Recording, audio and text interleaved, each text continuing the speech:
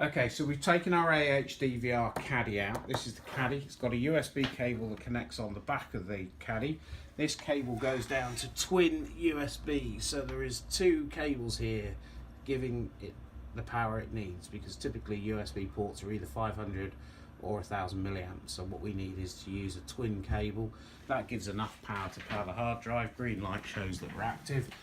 On the computer we have downloaded MDVR player. We can double click MDVR player, we can agree to it.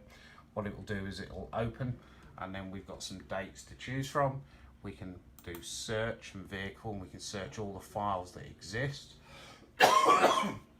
We can go down and decide which files we want. So for instance, we can pick a file here, double click it, and it will show us in starting to play.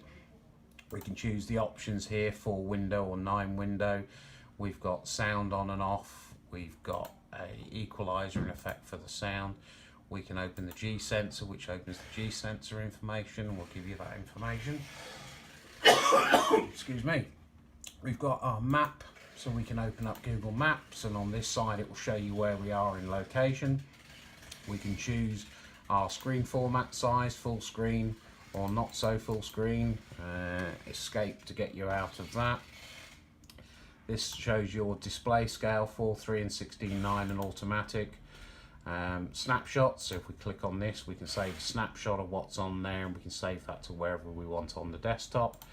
And then obviously down here on our left hand side we've got our playback features and everything else. Now if we close this screen and we close this screen, if you wanted to take a particular file, say for instance this file, go back to HDD, look at the list of files, and there's for instance the number 3 channel, for instance, might be the footage that we want.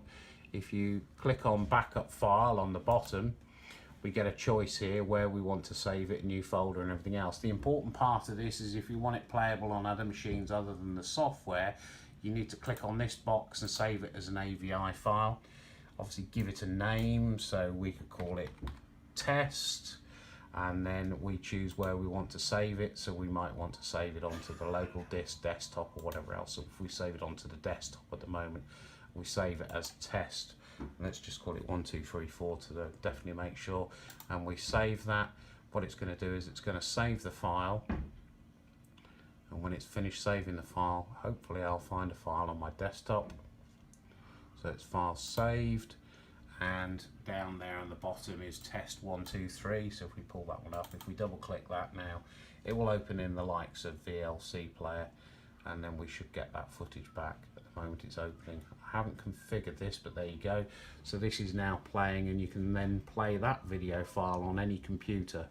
However, if you try and make a backup of this file and you save it as an IFV file, it will only play back within this software. So if you're passing it to the insurance company, make sure you click on that, save it as an AVI file, choose where you want to save it, give it a name, and then save it.